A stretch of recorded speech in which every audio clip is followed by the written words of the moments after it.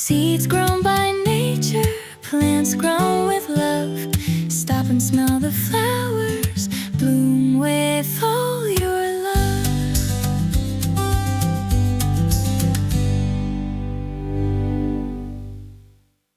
March 25th, 2026, and this video is called My Biggest Mistake Gardening. Now this is my biggest mistake. I don't know what yours is, so if you can, hit the pause button over here and put down in the comment section what your biggest mistake of gardening is before I tell you mine. So what mine is actually not having plants labeled.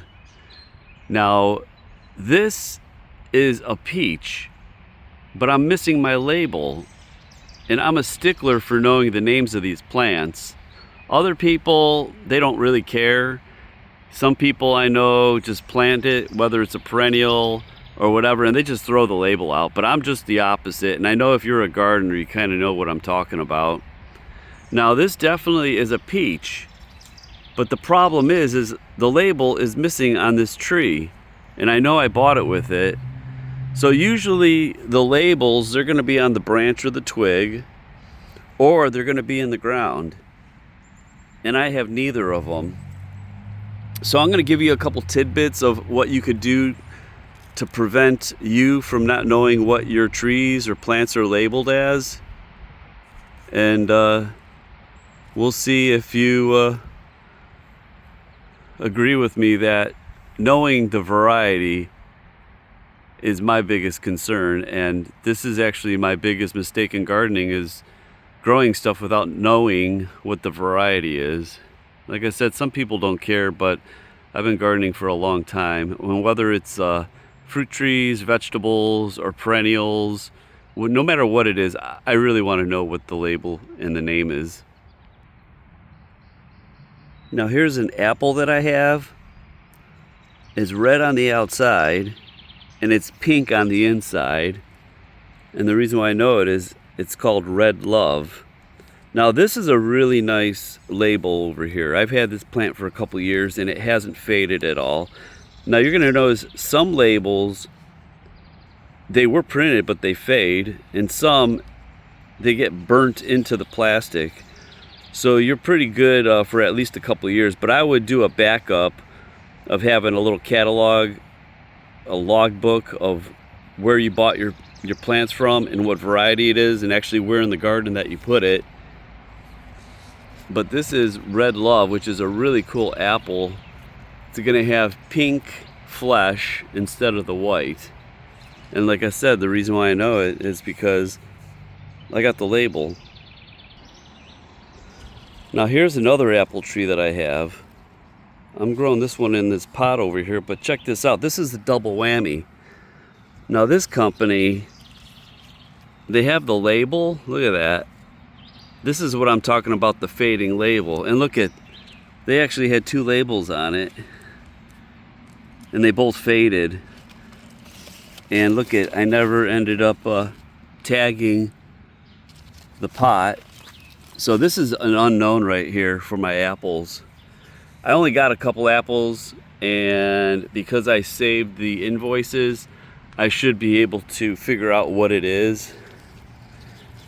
So that's one other tidbit, is save your receipts. File them away, and then when they do bloom for you in fruit, you're gonna know what they are, whether you have the label or not. All right, this is what I'm talking about, your labels. Save your invoices, and then when you lose your labels, you can go reference back. But look at this, I know this one died. This is called the Flat Wonderful Peach. I know that this isn't it because that peach looks like it's squashed, and this is a regular one. So I know this one died, but if you save your invoices or your receipts, you could always reference back to what you bought and narrow it down, what variety that you have. Now for my labels themselves, I'm using a water bottle, an Evian water bottle, and you could see the one on the left is the one that I used last year, and it holds up pretty well. The one on the right I just did this year. So I'm going to let you know what I do to use my labels, and you could use it as a backup. So you could have two of them. The one that came with the plant itself when you bought it, and then you could make your own just to ensure you know your labels. Alright, here's an example of what I'm using as a label. This Evian bottle, I'm using the 1 liter because it's smooth and it's very sturdy. And after you cut the top and the bottom off, you're going to get this. And once you cut it out, you're going to end up getting the label looking like this. And you actually write on this side because that white part is going to give you a background so you could see what you wrote. And then this is actually what it's going to look like. Very sturdy. But this is the key. You want to get this Sharpie paint. The regular permanent ink marker, it doesn't last at all. And what this does, the Sharpie paint, I'm using the fine. Right there it says oil based. And I've had this last a couple years, and this is what the label is going to look like. So you end up putting this with the one that's actually labeled already that you bought it with, so you have a backup and you're going to know exactly what your varieties are. So don't make the mistake in gardening, which is my biggest mistake, in losing what varieties you're growing. So there you go. Happy labeling. Seeds grown by nature, plants grown with love. Stop and smell the flowers bloom with